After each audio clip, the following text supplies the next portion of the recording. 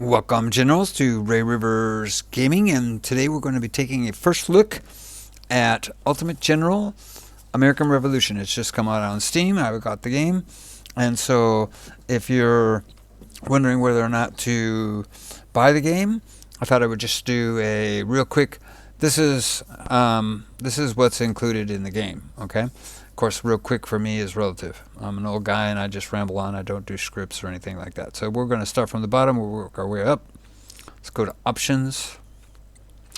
Okay, so the first thing, the problem I had here was I started with high, and my machine should be able to run high, but every now and then, my fans would just go crazy and make a lot of noise. So I dropped it down to medium, and that seemed to solve that problem. Someone was saying that maybe there's a memory leak. I have no idea if that's associated, but it was just too loud. Okay, so I went to medium. Now you get down here to the controls and so forth. And one of the things that you really need to take note of is, the normal keys, normal hotkeys will move the camera, but you can also use your mouse to move the camera, so that's no big deal. This right here, rotate the camera. This is important, the Q and E. So if your camera is looking over here and you need to rotate it so it's looking up this way, you need to remember this. This will come second nature after a little while, but those are important that I had to figure out right from the very beginning. The rest of the hotkeys are pretty straightforward, and most of them are included on the interface, so you won't have to worry about that. So let's go to tutorial videos. Now there's lots of tutorial videos, and I went through them all, and they start and they will go through different elements in the game, and it's just a continuous loop. You'll watch the whole video and then it'll start all over again. I think worth going through. They're pretty well made.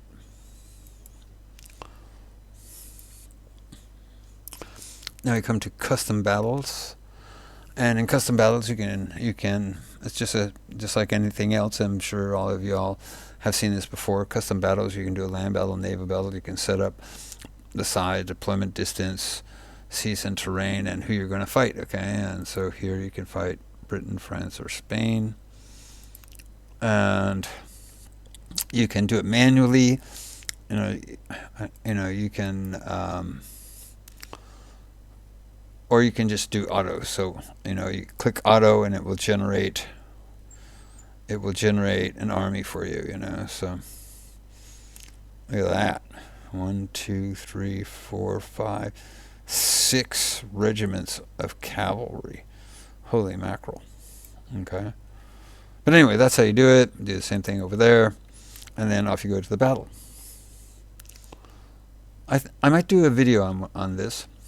It appears that it kind of randomizes things pretty well, so that if you come back and you try this same thing again and go auto, it will do something different. Okay, we've hit custom battles, so let's go to skirmish battles. And we're going to go to, so you have a bunch of naval battles and you have a bunch of land battles. Let's go to Brandywine. Tells you how many guys are involved. Hit battles.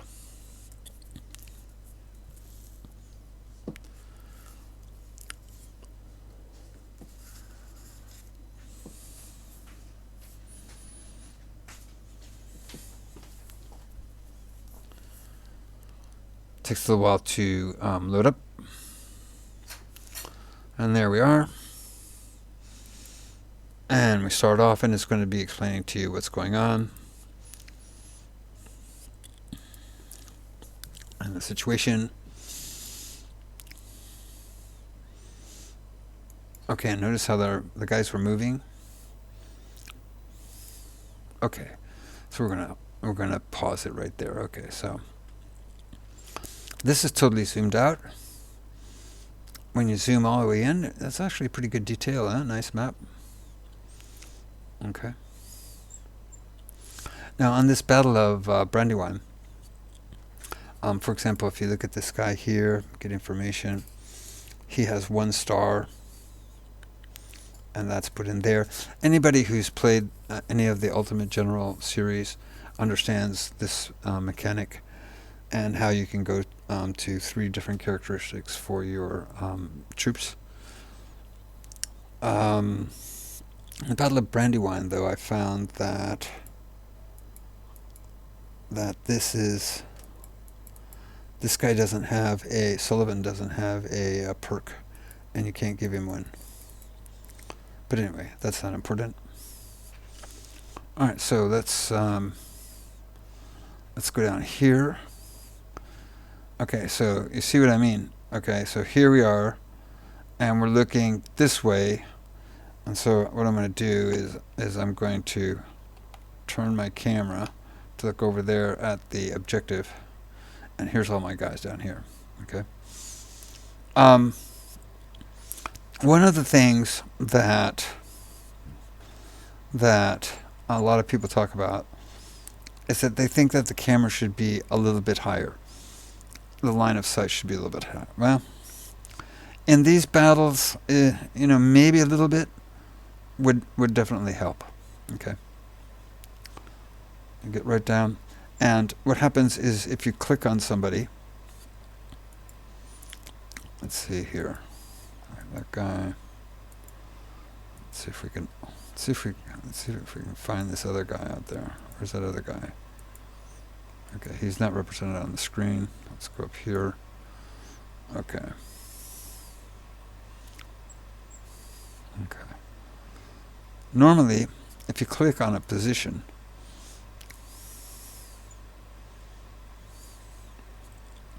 what I find happens in the actual game is it takes you right down. It takes you quite low, and you have to come right back up again after you clicked on a guy.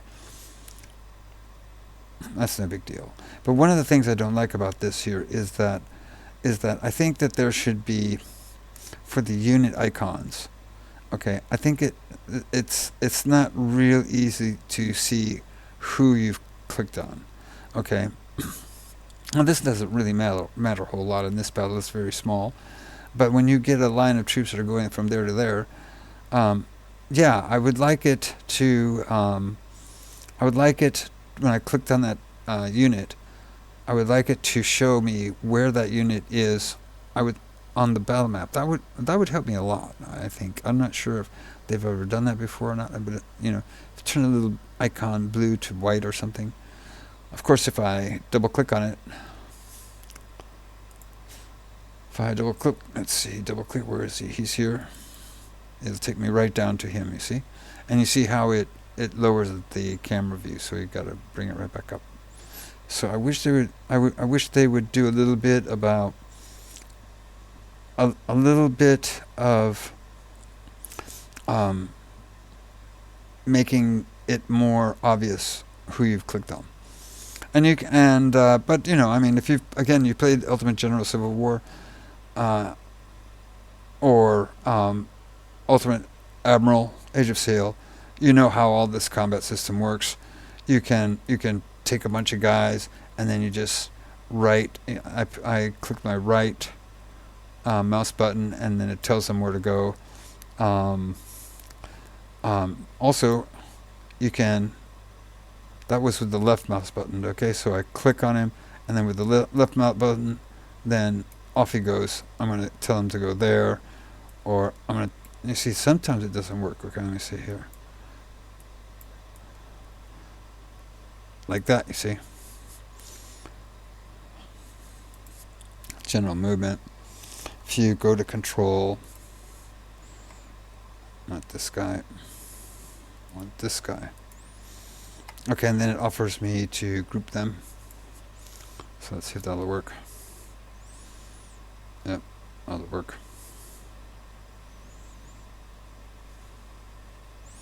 And then they join together into a single regiment. So overall, the battle stuff is pretty cool. it's the way they do it for Ultimate General, Civil War, and so forth, and you'll get real quickly. You'll get real used to fighting these battles. Are pretty easy to learn how to move around. Okay, so you can either left click and right click over there, or right click, and then if you just roll it, you tell them what direction to look at. They're pretty easy. It's pretty easy to manipulate. So that's the custom battles. Let's go back.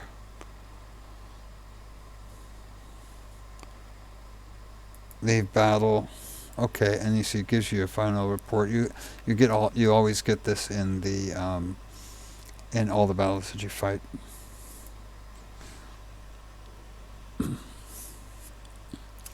Now let's go to a naval battle, and here I have some problems. Okay,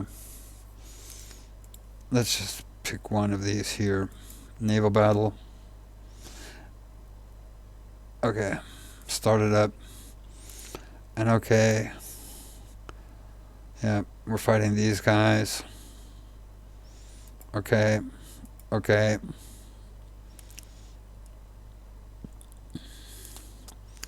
Okay. All right. Now, you see, the camera angle on this is really strange. I mean, here I can't see anywhere. I mean, I can't see anywhere. That's very. It's very. I mean, let's click over here. You see, I clicked right. Let's. Okay, there you go. So now I found them. Okay, but these guys are fairly close, and yet I have. Okay, so I had to click on my guys to figure out where they are. This thing here, unless I'm missing something about how to change the angle of the camera, it's just it's god awful. Okay, you're up here looking down, okay, while you should be looking out. Okay, really, not good at all. So then, for the naval battles, I really think that they need to do some work on that. All right.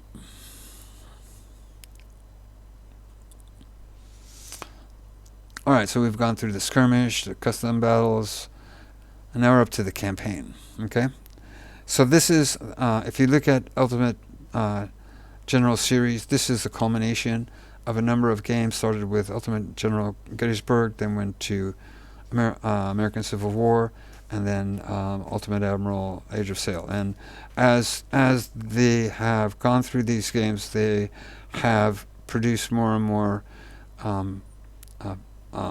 features, land combat, then naval combat, combined with land combat. And so now they've finally gone from a linear campaign into a strategic sandbox type of game. And this is the first for them. And when you start to play the campaign, if you've played their last game, which was Ultimate Admiral Age of Sail, then you'll immediately recognize what's going on here. Okay? Okay, so you start off first with your character creation. And so this is picking the U.S. campaign. They don't have the British campaign yet, so you can only pick that. And then you can escape and go through this. Okay. Put your name in there. And then they have all sorts of different characteristics. Okay. So I'm going to skip through that, and I'll be right back. And we'll see. We'll see what happens after that's finished. Okay, so here we're back, and we've done up our characteristics, and you now come to the difficulty screen. So once you've gone through all of that and you're happy with all of that, and you pick the difficulty you want to play on, once it gets actually in the campaign, I would recommend that you save that start. So that way you don't, when you restart a campaign, if you're having problems at the very beginning, you don't have to go through all of that stuff again. Okay? Unless you want to change the characteristics to see if it makes some sort of difference. But I would recommend starting on that. This thing here, limited AI reinforcements. It says, depending on the selected difficulty, the AI may send fewer troops to restore the historical disposition. And the way I read that is that, for example, if you're on easy, you're not going to get so many reinforcements. But if you go on ultimate, that you might get a lot more reinforcements. So, of course, when I've done my videos on Ultimate Age of Sail and Ultimate General Civil War, they're all fought on the hardest difficulty level, and that's where I would be headed. So you probably won't see it. No, notice here that it's a little bit dim. Okay, they could use a little bit more,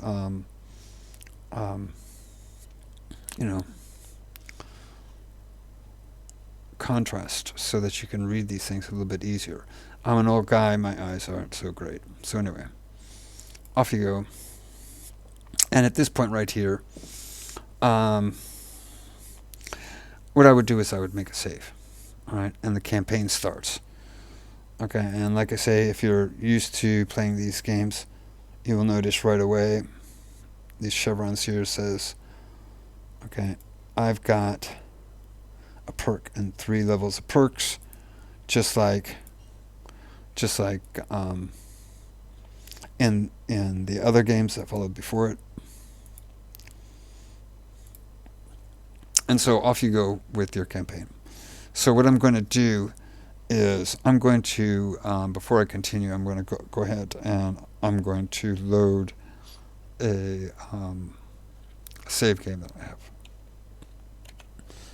Okay, so here I am. I'm loading into my saved game. I've had the game for like 2 days since it came out on Steam, and so I'm still messing around with what's going on here. All right, and just like all strategy games, people are invariably comparing this to the Total War series. Okay, and just like the Total War series, it has all the different kind of economic things, buildings that you can build, soldiers, troops that you can make, weapons, different weapons, research tree, and so forth. Okay, so there's really nothing that I can add to all of that. I mean, there's plenty of videos out there in which they talk about a lot of this stuff. For example, I'll just take one thing for example. Okay, let's talk about development of this area on the map. There are 3 levels of development. Okay, economic development. Okay, so you have the city, and you can buy different kinds of buildings which affect your game. Okay, that's the first level. Okay, and then so you have the city, and then you have the region. Okay, and you can see here that this region has +1 in agriculture infrastructure, +1 in military infrastructure, and right now I'm building production infrastructure. And notice it says construct production infrastructure, and this will give me +10 to my reputation. Okay, which is also a little bit different than everybody's seen before. I've never seen this in their game. And muskets. Okay, so make a bunch of muskets and you get more more reputation. But so, and then the third level is this guy right here, and then you can pick one of these things here. So there's three levels. There's three levels of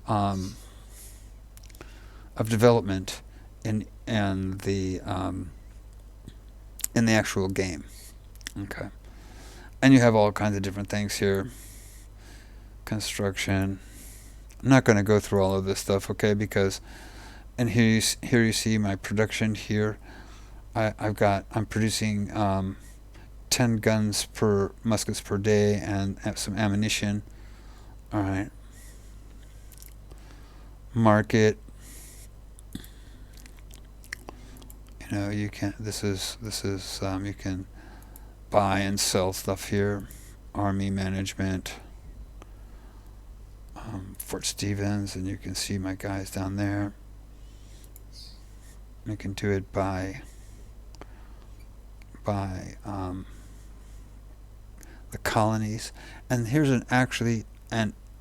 another level of development for those areas. So there's actually four levels. So there's a lot in this game, you know. I mean, there's a lot in this game. Okay. When it comes to the economic and military development of whichever side you're playing in this side. Of course, it's the American side. Then over here you have your research tree. And like all, you see here, this is factories, and I've rented out 2 factories, and that's given me the ability to have to build those muskets, because I'm renting them out, but it costs me. And the thing about reputation, here's my reputation over there, 59, is that if I press that right there, it costs 19 reputation, but the next day it will be finished, and then I'll be able to put something else in there. Okay. The you know, just like all of these games, they have research trees, and you have to look at what you want to do. You know, I mean, it's standard stuff for a strategy game. Okay.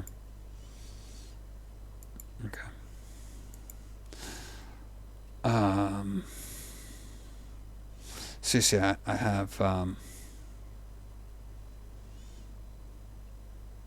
7 of 20 units that I can use. All right. Unfortunately, I don't have officers. So normally, what the game was saying in the tutorials is that if you're lacking in officers, there will come an event or what have you. I would expect I believe it comes in these down here, in which it offers officers up to you. Okay, and it also says you can promote officers, and that I'm not sure how to do yet. And then there's lots of controls down here, and you see different stuff and all this other kind of stuff. But here's the difference. I'm going to try to show you the difference between a Total War game and where Games Lab is headed for. In the Total War series, you basically have 2 armies, right? And the army will come out, and you will come out, and you fight a battle, okay, when they're in the same hex. Okay, so operational, what you're looking at is tactically, you have the 2 armies come out, and then they fight a battle, right? Strategically, you have where you place your guys and all that. But in between the tactics and the strategic, there's a level called the operational level.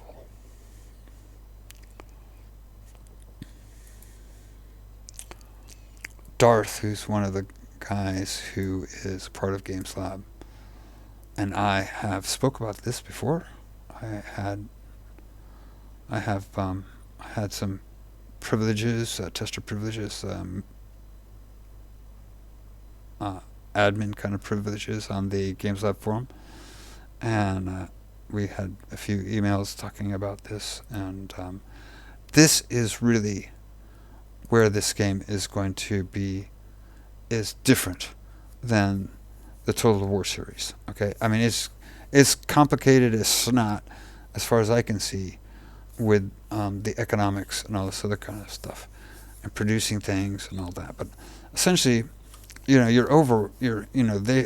Brits have a lot more troops than you do, so you have to lure them out of their cities to fight them. Now, if it's in a fort, they will defend the fort. But in a city, you're going to have to try to lure them out. Okay.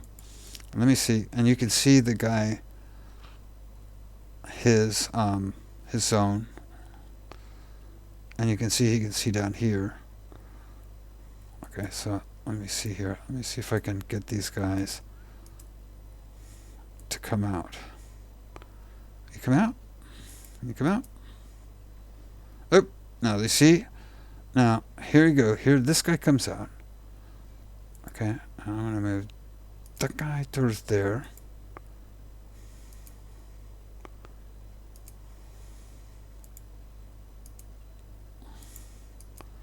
See if I can lure this guy out. This isn't the best place to be doing this, okay? But there's something that I want you to see. And they're trying to kill my general. See if I can get this to happen here. Okay. Come on. I'm gonna get my general killed.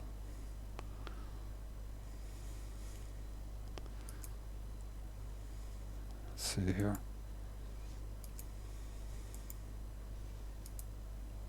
Okay. Right there. Okay. Alright, so this means that these guys have closed into a position where there's going to be a battle occur. And when you click on this, okay, it tells you who the forces are and all this that are going to be involved in the battle. And if you want to fight the battle, you hit the button. But the important thing about this is this is the way Games Labs is trying to implement a operational level into a strategy game. I don't think I've seen this happen. There's maybe one or two games that I've seen it done in, but they're very obscure titles. I think Napoleon 1813 or something like that was done. But what you see here is the red box is going to be those troops that are in the area of the battlefield, and those will be represented on the battlefield once you go into the battle. The area inside the yellow, these guys have not reached the battlefield, and are coming into the battle area. And so what you'll be able to do with this, okay, I'm not sure if I'll be able to do it with this game, but if they continue to work on this feature and progression of games, okay, imagine, if you will, again, we're talking operational level here. So imagine, if you will, if this was set in Austria, okay, and here's the Austrian army, okay, and I'm Napoleon, and I'm advancing with 2 corps here, okay, and these 2 corps come in here, and it gives me this battle thing. But so I wait a bit because I've got a 3rd corps here, okay, and I want him to get into this area here. And now I've got this 3rd corps, which is off the battlefield, who is going to enter into the battle. And so when you fight that battle, these guys will come to grips, and then all of a sudden you'll have reinforcements coming in, maybe to outflank them, okay, and fight the battle. And that is huge. Okay, that is huge. I really have never seen that portrayed well in a war game. And this is where I'm very, very optimistic that this game is going to lead to better and bigger wars. Okay, so this is the first one. It makes sense that they're using the American Revolution because there's small amounts of troops, small amounts of armies. You don't have big, 50, 60, 70, 80,000 men armies fighting against each other. So it's a good place to start setting up their feature so that they can move on to bigger battles, bigger wars. Okay, and I think if you want to see that, okay, if you want to see this kind of thing here, in which you can actually simulate the operational side of combat in a war game, in a strategy game, then if you're on the fence and you're saying, oh, should I buy this or no? I mean, this is one way that you can support this group, who I can guarantee you has been progressing down this track, and this is where they're headed. Okay, so I see some people saying, "Oh yeah, we want Napoleonic Wars." That's probably too big for the next step. I'm not sure what the next step will be. Okay, but you've got to first walk before you can run, and this is where this game is important. Also, just a brief thing, some of the developers are in Ukraine, so there's a number of reasons to back this game. I fully back this game and fully back Games Labs, and have been watching the progression of their games, and I'm really pleased with the direction they're going. And I think if you haven't played the other games like American General Civil War, you should, because it's an absolutely superb game. And then if you play Ultimate Admiral Age of Sail, then you see the progression where they're bringing in the fleets and the land combat at the same time, and now they finally have gone from a linear campaign to a open sandbox. So they're headed in a great direction, and I think that pretty much wraps up my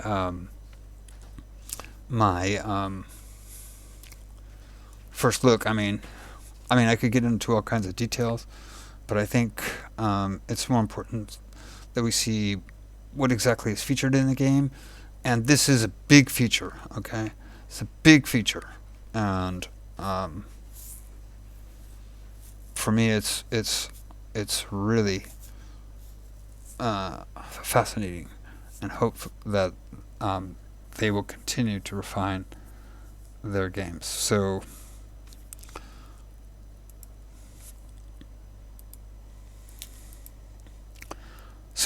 and to finish this all up, like I say, I was hoping to do a very quick first look. Didn't want to get into a lot of different details, but wanted to give you my impression of how this game is stacking up.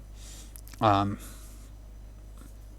doesn't seem to be real easy. Okay, so that's another big plus for it, because there's a lot of stupid games out there that are too easy. So this is going to test you, I think, especially on the harder difficulty levels. I fully recommend the game.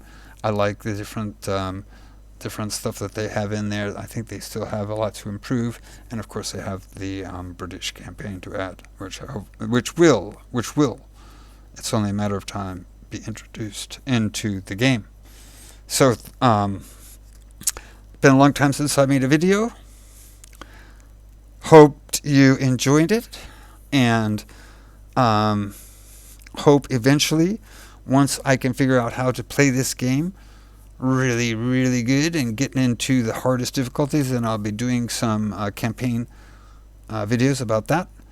And if I see any other thing that I think is worthy of mention, maybe I'll do some tutorial videos like I did with a number of other of the games that I've played, so that people can better understand how things work and make it easier for them to enjoy the experience.